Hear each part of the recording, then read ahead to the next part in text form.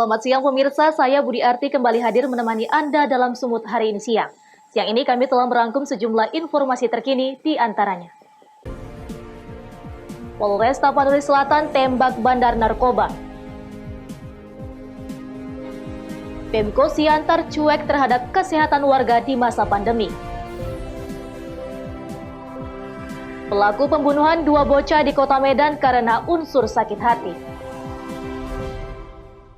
Selain cuplikan berita tadi, kami juga akan menghadirkan beragam informasi lainnya. Pemirsa, kita jelang Sumut hari ini siang selengkapnya.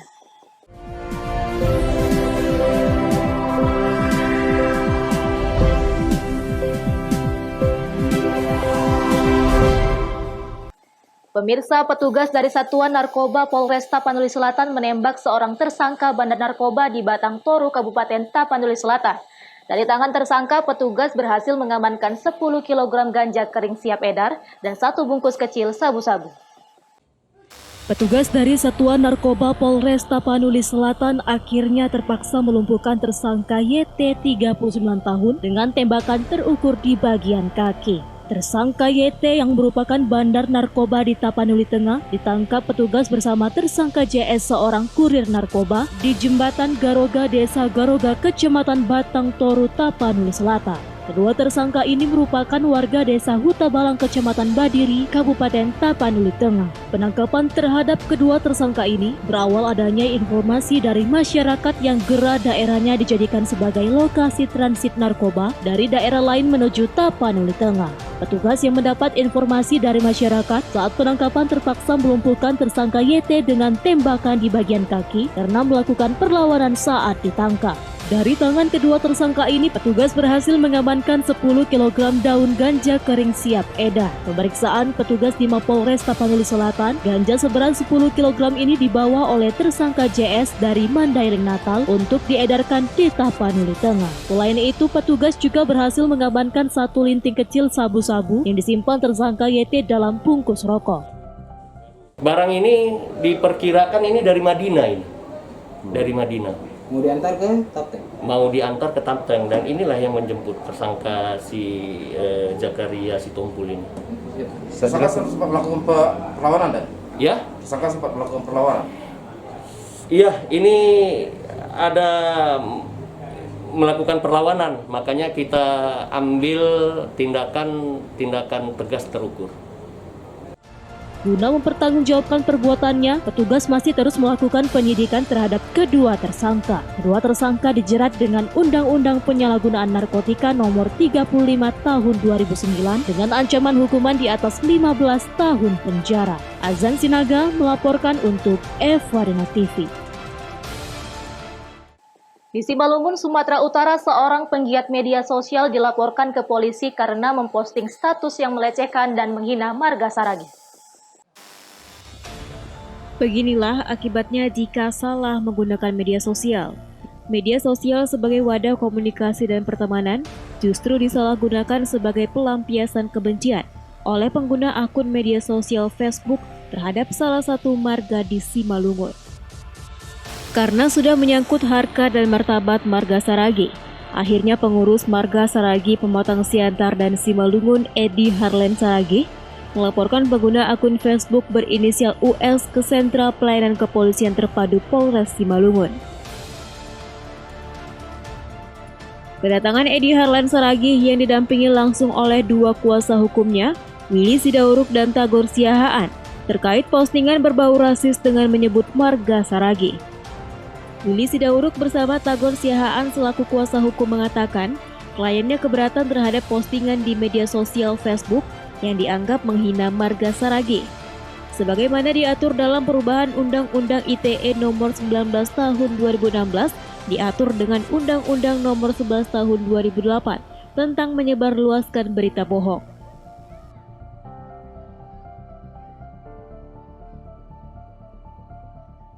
Buat laporan tentang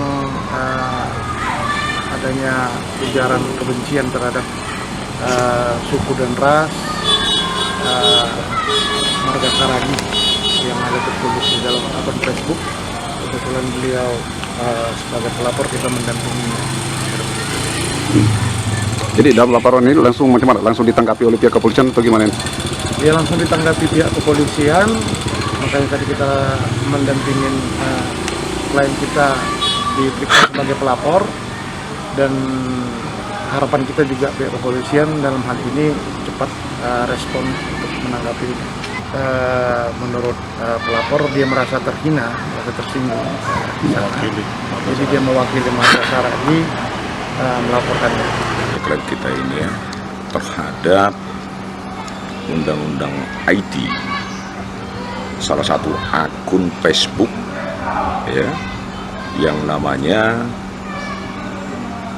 masih dalam proses terkait penyebaran informasi bohong, penghinaan, pencemaran nama baik sebagaimana diatur di Undang-Undang IT itu, Undang-Undang Nomor 19 Tahun 2016 sebagaimana telah dirubah dengan Undang-Undang Nomor perubahan dari Undang-Undang Nomor 11 Tahun 2008, di mana salah satu akun telah menyebarluaskan informasi yang sumbernya tidak dapat dipertanggungjawabkan. Dengan adanya kasus penghinaan marga Saragi ini, diharapkan Kepolisian Polres Simalungun segera memproses kasus tersebut. Ebit Masdar melaporkan untuk Evarina TV. Kepolisian sektor Medan Area berhasil menangkap 6 orang pelaku tindak kriminal dalam waktu 2 hari.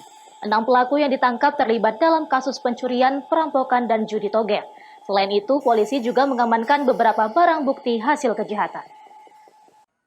Dalam 2 hari, petugas Reskrim Polsek Medan Area berhasil mengungkap 4 kasus kejahatan yang meresahkan masyarakat di wilayah hukumnya, dengan meringkus 6 pelaku kejahatan dari lokasi terpisah. Keempat kasus yang berhasil diungkap diantaranya kasus pencurian dengan kekerasan jambret dan pelaku judi kupon jenis toto gelap. Kejahatan tersebut dilakukan oleh pelaku berinisial ZN warga Jalan Denai, RH warga Jalan Menteng 8, Kelurahan Denai Medan Denai JS, AS warga Jalan AR Hakim, Y warga Jalan Bromo, dan BS warga Jalan Rawa Cangkuh, Kota Medan. Perlu kami sampaikan, ini dalam jangka 2 hari kita bisa mengamankan 6 pelaku yang bermacam tindak pidana. Yang pertama, kasus pencurian dengan kekerasan, yaitu ahli jamret, bongkar rumah kosong, dan juga togel. Jadi dalam jangka 2 hari kita bisa berapkan 6 tersangka. Dengan cara kita lagi giat ya antara reskrim dengan patroli sabara kita tiap hari melakukan hunting atau melakukan patroli ya, di mana pada wilayah kita terjadi tindak pidana, jadi cepat tertangkap. Dan dari 6 ini, dan satu merupakan residivis, satu gimana? Ya, 1 orang ada residivis, yaitu atas nama Jelani ya, yang mana beliau sudah berulang kali melakukan jamret di wilayah Polsek Medan Area ini. Sudah 7 kali pengakuan dan juga sudah 5 kali melakukan tertangkap menjalankan hukuman. Jadi baru 6 bulan keluar dari penjara. Untuk pelaku penjambretan, mereka selalu beraksi di tempat yang sepi dengan cara memepet korbannya dan langsung mengambil barang berharga milik korban. Sedangkan untuk ketiga pelaku perampokan melakukan aksinya saat keadaan rumah sedang kosong dan melukai korbannya. Untuk mempertanggungjawabkan perbuatannya, ke-6 tersangka ini ditahan di Polsek Medan Area. Wahyu Pratama melaporkan untuk Evarina TV. Pemko Siantar cuek terhadap kesehatan warga di masa pandemi, beritanya akan hadir sesaat lagi.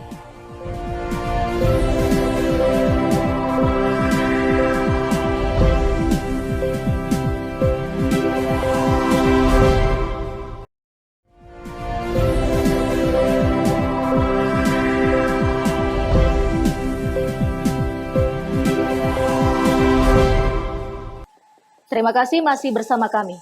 Pemerintah Kota Pematang Siantar, Sumatera Utara dinilai cuek dalam penanganan dan pencegahan COVID-19. Kurangnya pengawasan serta sosialisasi Pemko Siantar terhadap masyarakatnya mencerminkan Wali Kota Pematang Siantar tidak peduli terhadap kesehatan warganya. Pemerintah Kota Pematang Siantar, Sumatera Utara dinilai acuh dalam penanganan dan pencegahan COVID-19. Kurangnya penanganan dari tim gugus tugas pencegahan COVID-19 Kota Siantar terhadap masyarakat yang berkerumun dan beraktivitas di luar rumah. Seperti di tempat kuliner di Jalan Sutomo Square dan tempat penjualan pakaian bekas atau monja di pusat Kota Siantar pada malam hari. Terlihat masih banyak masyarakat mulai dari pedagang maupun pembeli tidak mematuhi protokol kesehatan COVID-19 seperti tidak memakai masker dan tidak menerapkan physical distancing.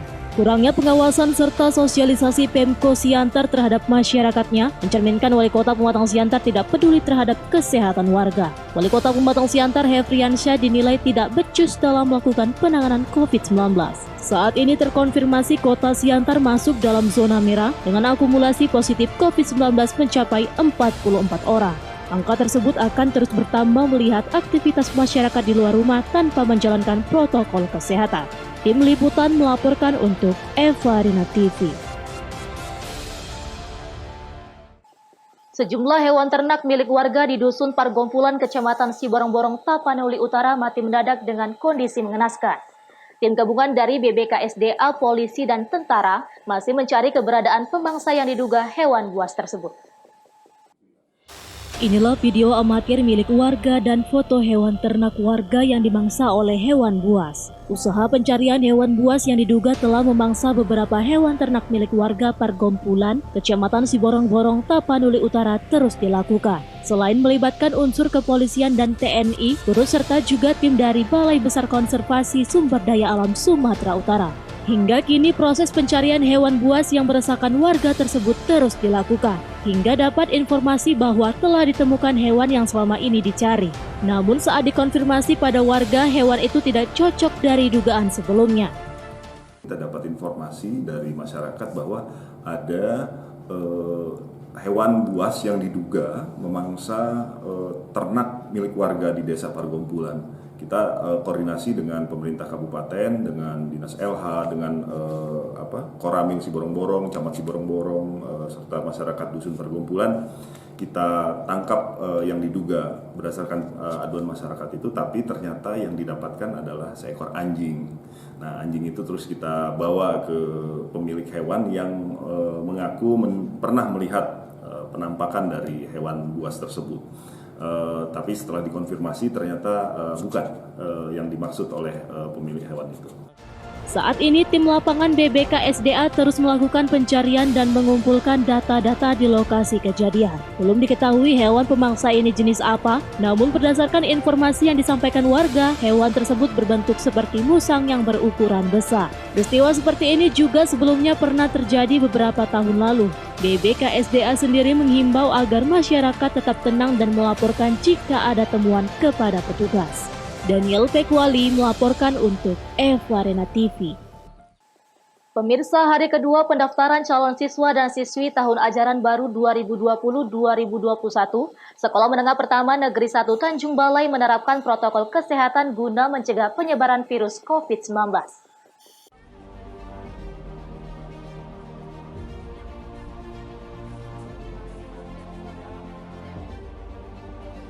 Mengantisipasi penyebaran virus COVID-19, petugas sekolah menengah pertama mengusir siapa saja yang tidak menggunakan masker di SMP Negeri 1 Tanjung Balai. Hal ini dilakukan pada saat hari kedua pendaftaran siswa dan siswi di halaman sekolah. Bagi orang tua calon siswa yang mendaftar harus mematuhi protokol kesehatan dengan menggunakan masker, jaga jarak dan cuci tangan saat memasuki halaman SMP Negeri 1. Hal tersebut guna mengantisipasi penyebaran virus COVID-19 di kalangan pelajar di Kota Tanjung Balai. Masyarakat semangat, ramai, tapi jarak terus kita jaga sesuai dengan protokol kesehatan. Begitu masuk, kita suruh cuci tangan, kemudian semua pakai masker, kemudian duduk harus jaga jarak lah. Tak bisa harap-harap begitu. Nah, kemudian siapa yang sudah selesai, ya acara itu segera pulang. Setelah selesai pendaftaran ya pulang, gitu. Pendaftaran calon siswa dan siswi baru ini melalui jalur zonasi, PKH, dan jalur prestasi. Wanda Pratama melaporkan untuk Evarina TV.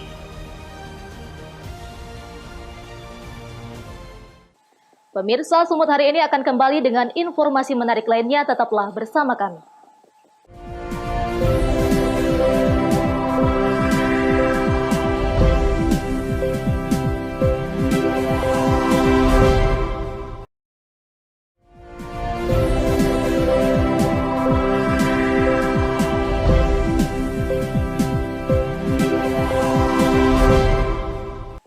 Terima kasih masih bersama kami.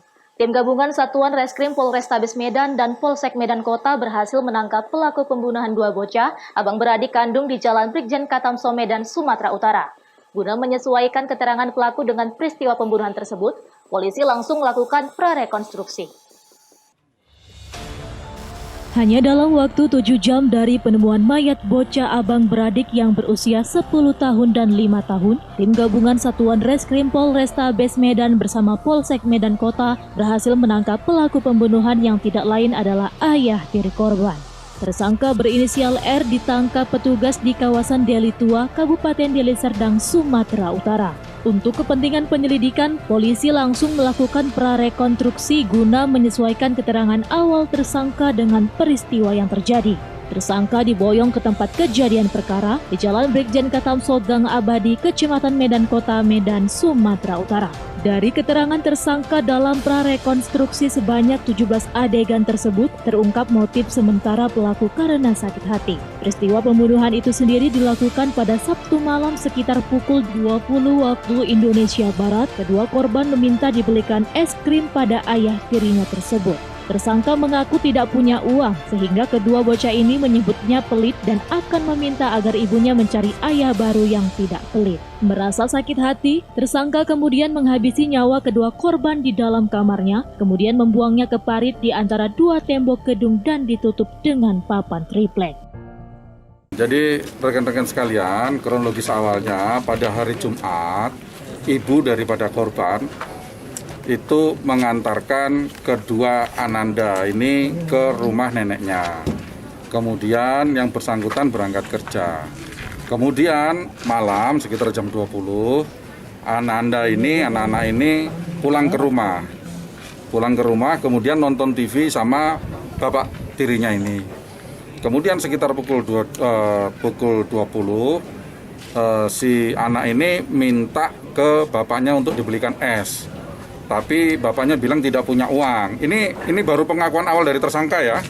Nah, kemudian tersangka menjawab bahwa tidak punya uang. Nah, kemudian anak-anak ini mengatakan bahwa bapaknya pelit dan dia akan meminta ibunya untuk mencari bapak baru. Itu keterangan awal dari tersangka. Sementara masih kita dalami motifnya. Apakah betul karena dia marah karena dikatakan pelit dan minta ibunya untuk cari bapak baru atau mungkin ada motif lain? Pengakuan dia itu dua anak ini dipegang tengkuknya, kemudian kepalanya diadukan, dibenturkan. Setelah dibenturkan, si anak-anak ini jatuh menurut keterangan daripada si tersangka ini. Kemudian satu-satu dibenturkan lagi ke lantai dan dinding sebanyak 4 kali dan 5 kali. Kemudian setelah dibenturkan ke dinding, dia melihat ternyata masih bergerak. Ananda IF ini masih bergerak, sama dia diinjak dada dan perutnya. Kemudian untuk Ananda RA juga sama, setelah dia lihat, dia menginjak perutnya. Nah, setelah diinjak sama dia, kemudian dia, menurut keterangan dia cek nadinya sudah tidak ada dan nafas dari hidungnya sudah tidak keluar napas. Nah, baru yang bersangkutan membuang jenazah ini di samping sekolah ini, lewat lorong sebelah rumahnya. Mungkin rekan-rekan udah lihat semua. Tim gabungan Satuan Reskrim Polrestabes Medan dan Polsek Medan Kota juga telah melakukan tes urin pada tersangka dan hasilnya negatif narkotika. Hasil prarekonstruksi ini akan menjadi dasar bagi petugas untuk melanjutkan penyelidikan. Wahyu Pratama melaporkan untuk Evarina TV. Pemirsa, melalui program Jaksa Sahabat Masyarakat, Kejaksaan Negeri Tanjung Balai Asahan melakukan renovasi rumah kakek Usman. karena tak pernah dapat bantuan apapun dari pemerintah kota Tanjung Balai, Sumatera Utara.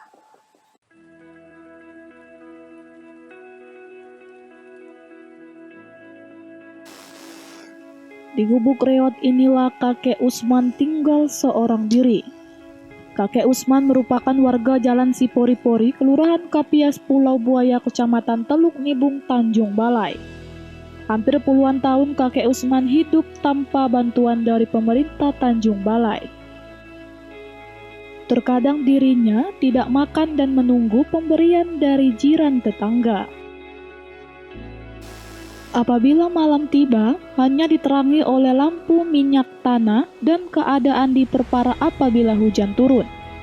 Air masuk ke dalam gubuknya dan membasahi tempat tidur karena atap rumah dan dinding yang berlobang. Dengan bentuk kepedulian dan melalui program Jaksa Sahabat Masyarakat, akhirnya kini kakek Usman hidup dengan layak dan saat malam tiba tak merasakan kegelapan lagi. Selain itu, di hari tuanya, kini ia bisa menikmati air yang bersih untuk beribadah. Itulah, alhamdulillah sangat baiklah untuk kebaikannya bagi saya, untuk mendapatkan kebaikan dan untuk menambah kegembiraan begitulah. Dan ya. Sebelumnya rumah kakek ini seperti ketahui tidak ada dialiri listrik dan air bersih kak ya. Sekarang gimana kak? Sekarang sudah ada, alhamdulillah lah. Bisa agak sangat memuaskan lah kira dapat menenteramkan untuk beribadah pun itu juga. Saya berterima kasih terlebih dahulu kepada teman-teman yang telah dapat secara sukarela membantu kakek ini, kakek Usman. Jadi untuk dapat hidup lebih baik dan lebih layak. Demikian, dan harapan saya kepada kakek Usman juga artinya bisa hidup lebih baik lagi. Program Jaksa Sahabat Masyarakat adalah bentuk kepedulian Kejaksaan Negeri Tanjung Balai Asahan kepada warga yang tidak mampu. Wanda Pratama melaporkan untuk Evarina TV. Pemirsa, informasi tadi sekaligus mengakhiri pertemuan kita dalam Sumut hari ini siang. Saya Budi Arti mewakili kerabat kerja yang bertugas pamit undur diri dari hadapan Anda. Terima kasih atas kebersamaannya dan sampai jumpa.